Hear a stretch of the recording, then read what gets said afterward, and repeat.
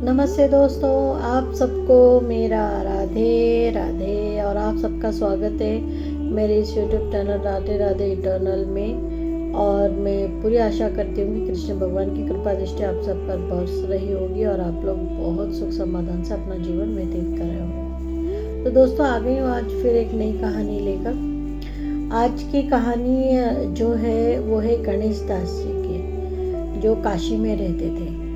और उन्हें गणेश दास जी इसलिए कहा जाता था क्योंकि वो गणेश जी के बहुत बड़े भक्त थे, बहुत बड़े। उन्होंने इतने पुराण अध्याय, इतने श्लोक उन्होंने पाठ किए थे कि जिसका कोई मोल ही नहीं था। जैसे महाराष्ट्र में रामदास स्वामी जी थे जो कि राम भक्त थे, और उन्होंने एक प्रतिज्ञा ली थी कि राम कथा को मैं एक अलग ही यहाँ तक लेके जाऊंगा, जैसे कि ब्रह्मांड भेद कर मैं आगे लेके जाऊंगा, ऐसी उनकी प्रतिज्ञा थी और वो उन्होंने किया भी। उसी तरह से गणेश जी जो थे, गणेश दास जी जो थे, उन्होंने भी प्रतिज्ञा की थी, मगर वो काशी में रहते थे, ये महाराष्ट्र में रहते थे, दो अलग अलग स्टेट है, पर इच्छा दोनों की एक ही थी।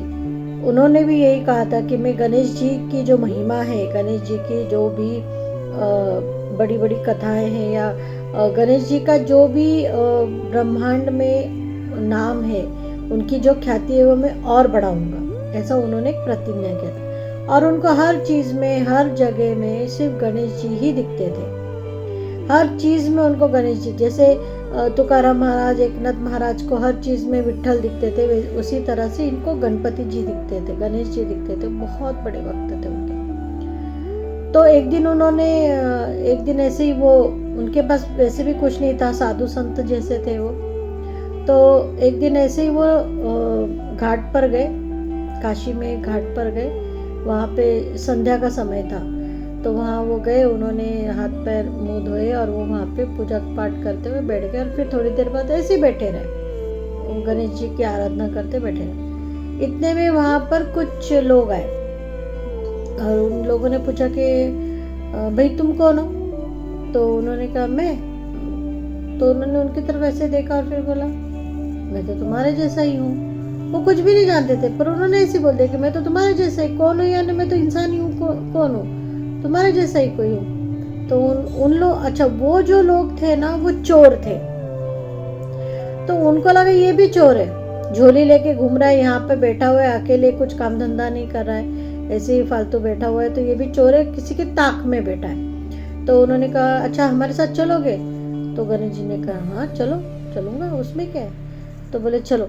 तो वो लोग एक तो पहले के ज़माने में आप जानते हैं, रात में 6:30 एक बार सूरज डूब गए यानी लोगों का सब काम धंधा जो था वो सब लोग बंद कर देते थे, जल्दी खाना वाना खा के लोग सो जाया करते थे। चाहे कितना ही बड़ा परिवार हो, 7 साढ़े 7 तक खाना वाना खा के सब लोग अपना सो जाते थे। तो ये लोग थोड़ी देर रुके, इन लोगों ने काफ़ी घर वगैरह देखे, फिर एक अच्छा सा घर उनको दिखा तो वो लोग वहाँ रुके।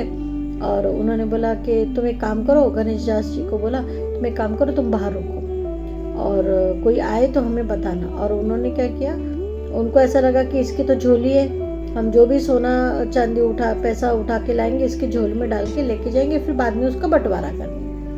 तो ऐसा सोच के उन चोरों ने उनको बोला कि देखो तुम बाहर खड़े रहना, अगर तुम्हें ऐसा लगे कि कोई आ रहा है या तुम्हें कोई दिख गया आते हुए तो हमें आगाह कर देना, तो हम लोग भाग के आ जाएंगे। तो उन्होंने कहा हाँ ठीक है, कोई दिक्कत नहीं। तो वो चोर लोग चले गए अंदर। अच्छा, अब गणेश दास जी जो थे वो तो बाहर ही खड़े थे। बाहर जब खड़े थे तो ऐसे उनका ध्यान लग गया, वो कहीं भी ध्यान लगा सकते थे और जहाँ पे भी ध्यान लगाते थे उनको गणेश जी दिखते थे। तो जब उन्होंने एकदम से ध्यान लगाया तो उनको ऐसा लगा कि गणेश जी की उनके अंतरात्मा में समा रहे हैं, ऐसा उनको लगा। तो उन्होंने क्या किया, उनके पास शंख था, उस झोली में उनके पास शंख था, उन्होंने जोर से वो शंख बजाया। अब शंख की आवाज़ तो कितनी बड़ी होती है, और जिनको प्रैक्टिस होती है शंख बजाने की, वो तो इतनी ज़ोर से उनका शंख बनता है कि आधे मील तक सुनाई जाए इतना।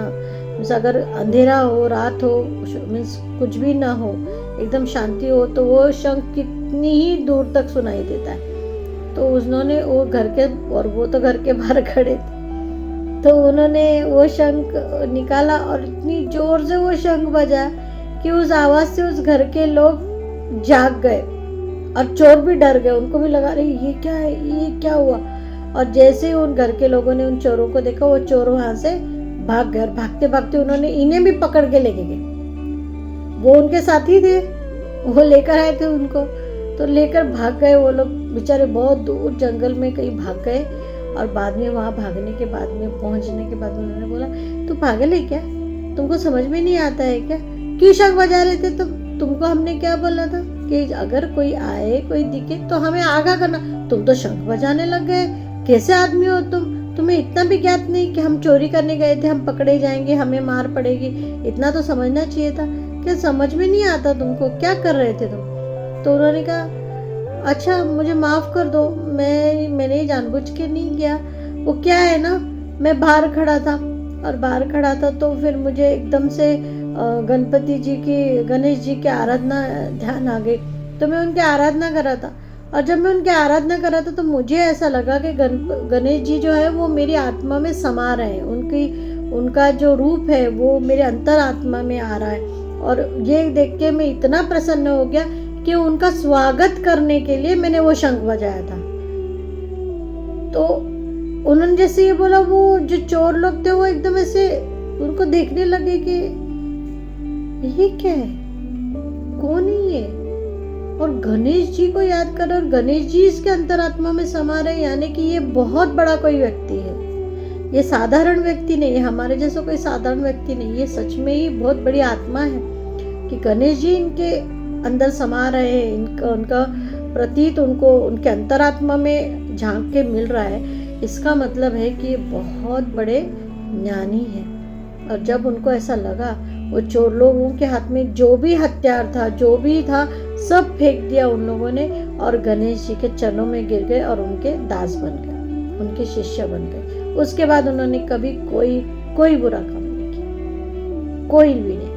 वो दास बन गए, उनके शिष्य बन गए, उनसे उन्होंने दीक्षा ले ली, और वो भी भगवान जी की आराधना में जुड़ गए, गणेश जी की पूजा में जुड़ गए, उनके आराधना में और उनके भक्ति भाव में वो इतने डूब गए कि वो भी बहुत अच्छे व्यक्ति बन गए। तो दोस्तों, आज की ये कहानी अच्छी लगी मुझे बहुत, क्योंकि इसमें ये बताया कि 4 अगर गलत लोग हैं और एक अगर सच्चा व्यक्ति है, तो कभी ना कभी उस अच्छे व्यक्ति के गुण उन लोगों में अपने आप ही आ जाते हैं। मैं जानती हूँ कि आज के ज़माने में बहुत अच्छा रहना भी गलत है। लोग आपको पागल समझते हैं, आपका मजाक उड़ाते हैं, आपका फ़ायदा उठाते हैं, ठीक है, कोई दिक्कत नहीं। लेकिन आप ये सोचो ना, कभी ना कभी तो उन्हें आपके बारे में एहसास होगा, कभी ना कभी तो उनको लगेगा नहीं यार ये अच्छा आदमी है, इसका फ़ायदा नहीं उठाना चाहिए, इसके ही कुछ गुण शायद हम ले लें तो शायद हमारा अच्छा हो।